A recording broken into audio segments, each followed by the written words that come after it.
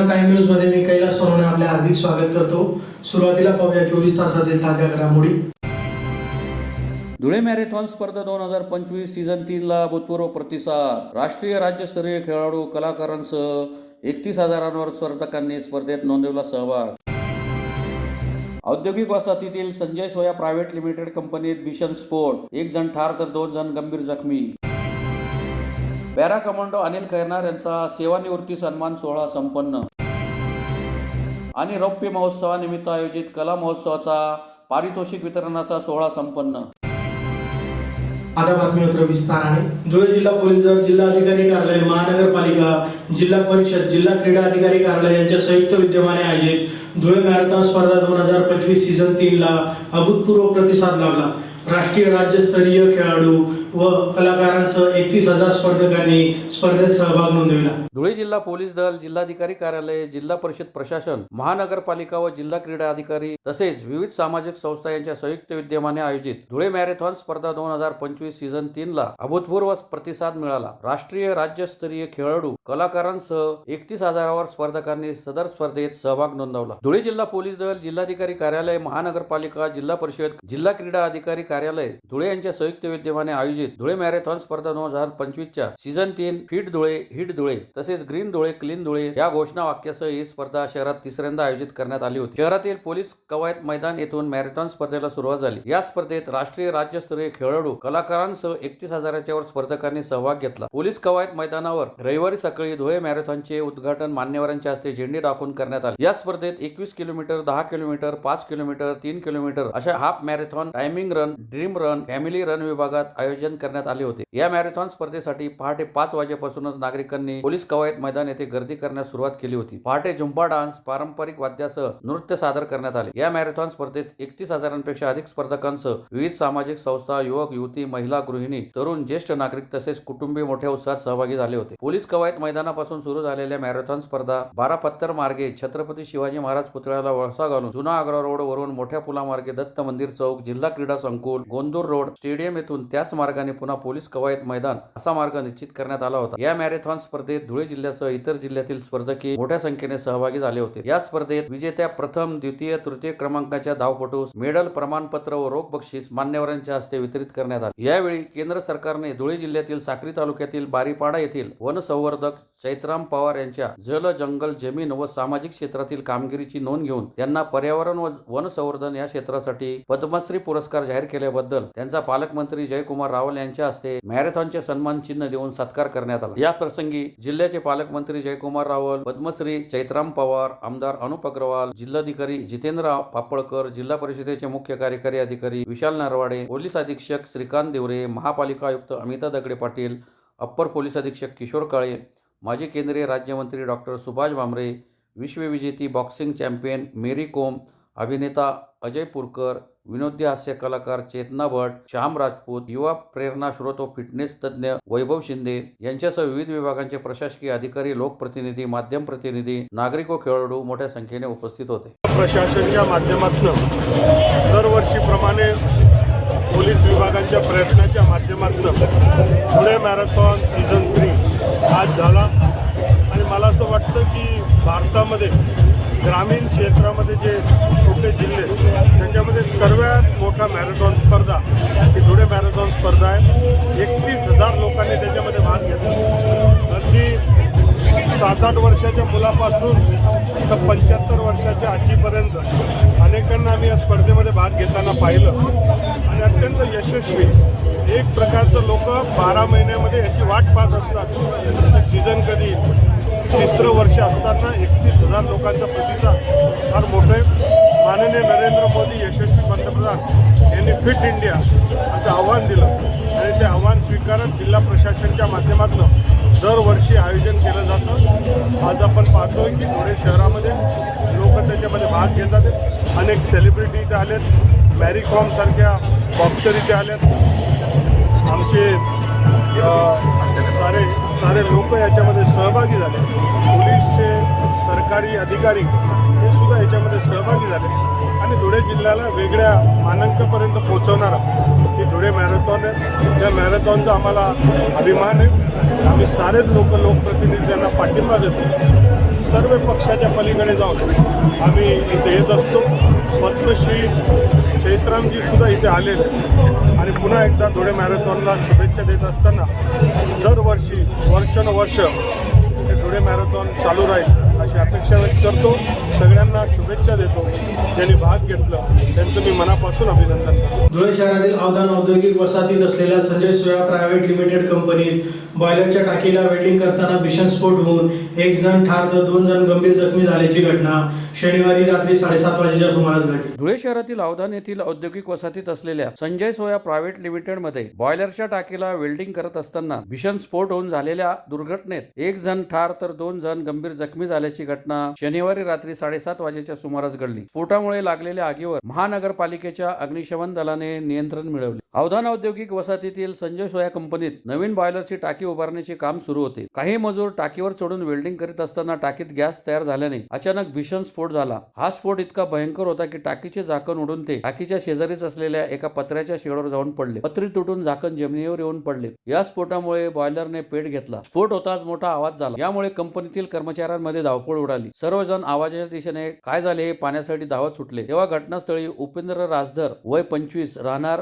बलिया उत्तर प्रदेश, संदीप राजधर वय 23 राहणार बलिया उत्तर प्रदेश व धनंजय राजधर वय 25 राहणार बलिया उत्तर प्रदेश हल्ली मुक्काम औद्योगिक वसाहत धुळे हे तिघे मजूर जखमी अवस्थेत आढळून आले. यामुळे इतर कर्मचाऱ्यांनी त्यांना तातडीने कंपनीच्या वाहनातून शासकीय हिरे वैद्यकीय महाविद्यालयाच्या रुग्णालयात दाखल केले. यावेळी उपेंद्र राजभर यास तपासून डॉक्टरांनी मृत घोषित केले तर इतर दोघांवर उपचार सुरू आहेत. संदीप राजभर याची प्रकृती चिंताजनक असून त्यास अतिदक्षता विभागात हलविण्यात आले आहे. या घटनेची माहिती मिळताच शहर उपविभागाचे पोलीस उपअधीक्षक राजकुमार उपासे, मोहाडी उपनगर पोलीस ठाण्याचे पोलीस निरीक्षक शशिकांत शिंदे यांच्यासह इतर पोलीस अधिकारी व कर्मचाऱ्यांनी घटनास्थळी धाव घेतली. या प्रकरणी मोहाडी पोलीस ठाण्यात घटनेची नोंद झाली आहे. मैं अंकुर यहाँ पे जब काम हो रहा था तो क्या हुआ कि ऊपर टंकी वो ब्लास्ट हो गई.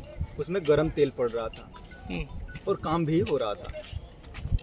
तो काम ज़बरदस्ती हो रहा था या फिर अर्जेंट था ये तो अब साहब बताएंगे. वो लोग बताएंगे रिफाइनरी वाले कि क्यों इतना अर्जेंट था कि नाइट में भी ऊपर चढ़वा दिए. यही काम था साहब. और वो टॉप उसका उड़ गया. 50 फीट ऊपर गया था वो और 50 फीट से वो लड़का गिरा और वहीं पे मर गया. कितने बजे की घटना है ये? अभी आधे घंटे हुआ साहब. अभी आधे घंटे हुआ. नाइट में काम होता है? नाइट में काम होता क्या? नाइट में साहब 7 बजे तक काम तो होता है लेकिन ऊपर नहीं होता है, नीचे ही होता है.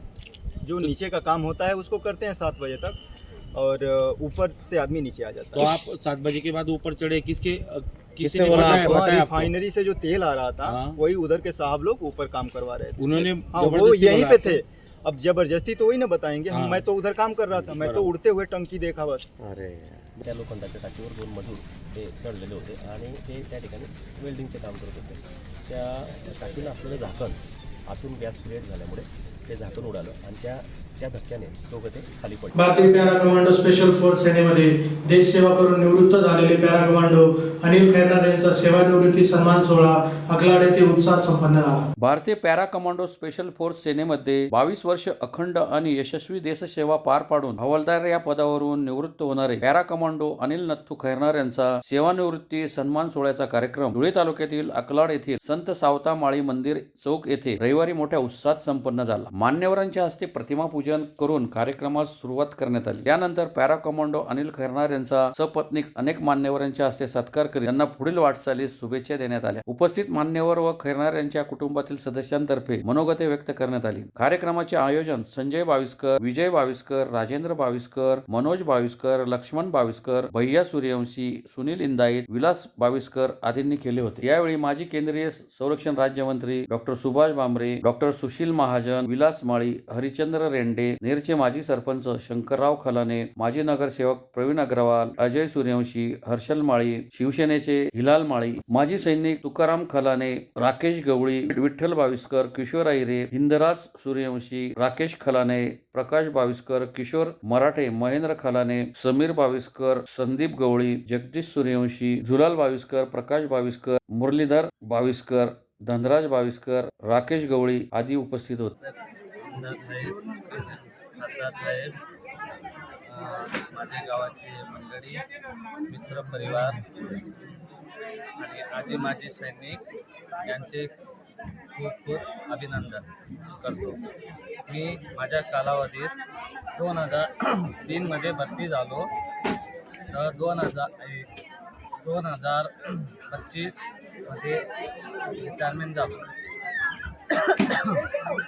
तर माझ्या कालावधीत मी जम्मू काश्मीर, साऊथ आफ्रिका, जीवन मिशन हे दाखवून आलेलो आहे. तेवढं बोलून मी माझ्या आज गावाने सेवानिवृत्तीसाठी जे काही रांगोळी काढली, खूप काही मला नियोजन केलं. माझ्या सेवानिवृत्तीबद्दल त्यांचे मी खूप खूप आभारी आहे आणि माझे आजी माजी सैनिकांचे मी खूप खूप आभारी आहे. ठीक आहे. आणि तरुण मंडळी आहे, त्यांना माझ्याकडून जे काही 25 रोजी अकलाड गावामध्ये QSF पॅरा कमांडो हवालदार अनिलजी खैरनार यांनी 22 वर्ष देश सेवा केली आणि देश सेवा करत असताना त्यांनी देशातील विविध भागामध्ये त्यांची जी सेवा दिली, त्याचबरोबर त्यांनी शांती सेनेत युएनओमध्ये सुद्धा सहभाग केला. आज गावाने अकलाड गावाने त्यांचा भव्य अशा मिरवणुकीने गावाने घरात रांगोळ्या वगैरे काढून त्यांची आरती वगैरे करून त्यांचा जो गावाने त्यांची मिरवणूक काढून गावामध्ये मोठा सत्कार समारंभ केला. त्या सत्कार समारंभामध्ये अकलाड गावाचे आजी माजी सैनिक व त्यांच्याबरोबर राहिलेले पॅरा कमांडो, त्याचबरोबर ग्रामस्थ व कार्यक्रमाचे अध्यक्षस्थान डॉक्टरजी बाबाजी भामरे, माजी संरक्षण राज्यमंत्री व हिलाल अण्णा माळी शिवसेनेचे अध्यक्ष व माळी समाजाचे रेड्डी साहेब व गावकऱ्यांनी असा त्यांचा सत्कार केला, नातेवाईकांनी सत्कार केला.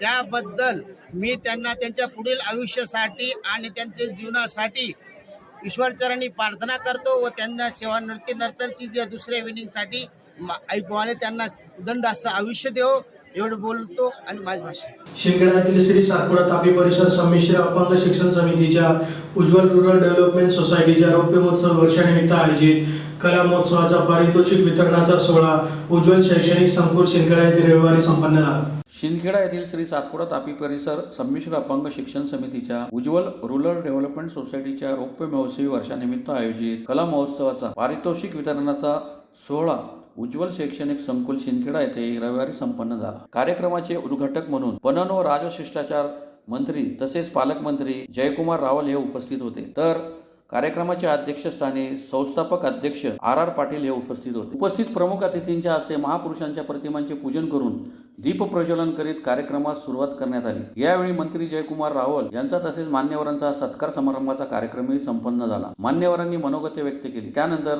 मान्यवरांच्या हस्ते बक्षीस वितरणाचा सोहळा संपन्न झाला. या प्रसंगी पालकमंत्री जयकुमार रावल, संस्थेचे संस्थापक अध्यक्ष RR पाटील, भाजप प्रदेश प्रवक्ते संजय शर्मा, माजी कृषी सभापती अरविंद जाधव, मनोहर भोजवानी, शिंदखेड्याचे पोलीस निरीक्षक बाळासाहेब थोरात, उज्ज्वल पाटील, अनिल पाटील, पंकज कदम, अनिल वानखेडे, रणजित सिंग गिरासे, धनंजय मंगळे, वीरेंद्र सिंग गिरासे, संग्राम पाटील, सुरेश देसले, जयसिंग गिरासे, राजेंद्र बागुल, रवींद्र देसले आदी उपस्थित होते. शिक्षणाचा स्तंभ मजबूत करण्याचं काम माझ्या मतदारसंघामध्ये अनेक संस्था करतात. त्यामधली ही आपली सातपुडा तापी परिसर ही संस्था आहे. खरं तर एक प्रेरणादायी जीवन गाथा ही आपल्या समोर सगळ्यांसमोर आहे. आज कार्यक्रमाला उशीर झालाय. या माता भगिनी आपल्या मुलांचं, चिमुकल्या मुलांचा कार्यक्रम कसा होणार आहे ते पाहण्यासाठी आल्यात आणि म्हणून अधिकचं लांबलेलं भाषण मी बोलणार नाही. परंतु जीवनामध्ये हे कार्यक्रम होत असताना जीवन यशस्वी जगणं हे सुद्धा मोठी बाब आहे. आणि यशस्वी लोकांच्या जीवनाकडे पाहून, त्यांच्याकडे शिकून, त्यांच्या जीवनाची कहाणी समजून ती आपल्या जीवनामध्ये आपल्याला घडवता येते. असं एक संघर्षशील जीवन ज्यांचं आहे असे डॉक्टर R.R. पाटील यांचं अभिनंदन करण्याचा आजचा कार्यक्रम आहे. आणि त्यांनी लावलेलं रोपटं आज वटवृक्ष झालंय आणि अनेकांना सावली देण्याचं काम, अनेकांना फळ देण्याचं काम. एक नेवाड्यासारख्या छोट्याशा गावामध्ये जन्माला आलेला एक सामान्य शेतकरीचा मुलगा शिक्षणासाठी शिंदखेडा धुळेला न जाता थेट रावरीच्या कृषी विद्यापीठ पर्यंत पोहोचतो.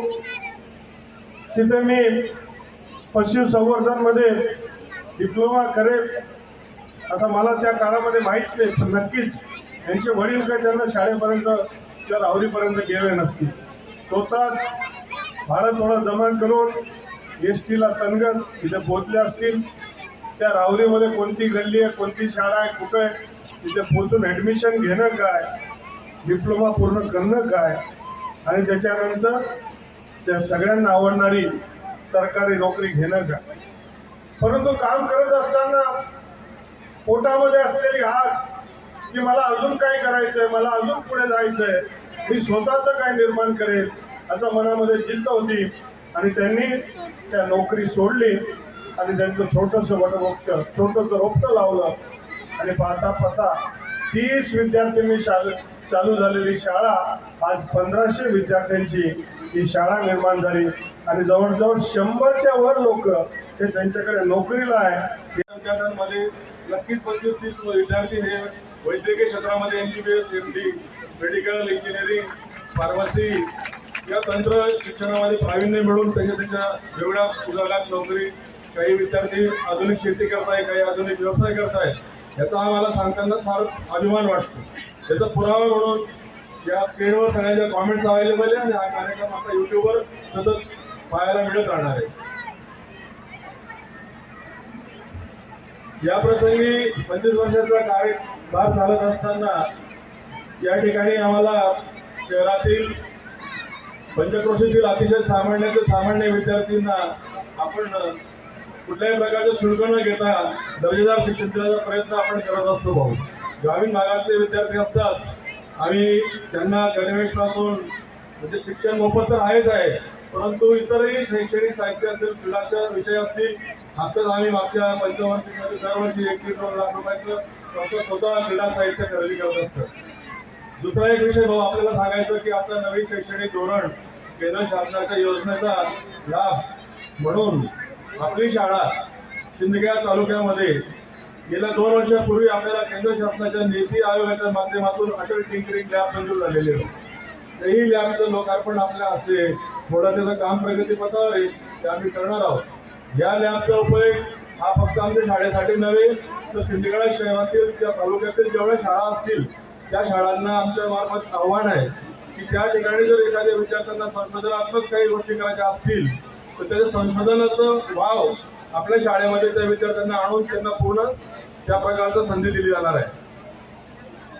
हे सगळं काम करत असताना भाऊ शहरातील आणि पंचक्रोशीतील सर्व पालक, आमचे मित्र, हितचिंतक या ठिकाणी ज्यांचा आम्ही सन्मान केला, यांचं वेळोवेळी आम्हाला बोलायचं मार्गदर्शन आणि त्यांचा सहभाग आणि त्यांचं योगदान आम्हाला मिळत राहतं. आम्ही सर्व उपस्थित पत्रकार बांधव असतील, प्रमुख अतिथी असतील, छोटेखानी आम्ही एक सन्मान चिन्ह देऊन त्यांचं केलेलं आहे ते आपण स्वीकारलेलं द्यायचं आम्हाला उपकृत करावे अशी मी विनंती करतो. पुन्हा एक नजर ठळक घडामोडींवर. धुळे मॅरेथॉन स्पर्धा 2025 सीझन 3 ला भूतपूर्व प्रतिसाद. राष्ट्रीय राज्यस्तरीय खेळाडू, कलाकारांसह 31,000 स्पर्धकांनी स्पर्धेत नोंदवला सहभाग. औद्योगिक वसाहतीतील संजय सोया प्रायव्हेट लिमिटेड कंपनीत भीषण स्फोट, 1 जण ठार तर 2 जण गंभीर जखमी. पॅरा कमांडो अनिल खैरनार यांचा सेवानिवृत्ती सन्मान सोहळा संपन्न. आणि रौप्य महोत्सवानिमित्त आयोजित कला महोत्सवाचा पारितोषिक वितरणाचा सोहळा संपन्न. याचबरोबर श्रीराम टाइम न्यूजची बातमीपत्र संपली. दिवसभरातील ताज्या घडामोडींसाठी पाहत राहा श्रीराम टाइम न्यूज. भेटूया पुढील प्रसारणात. तोपर्यंत नमस्कार.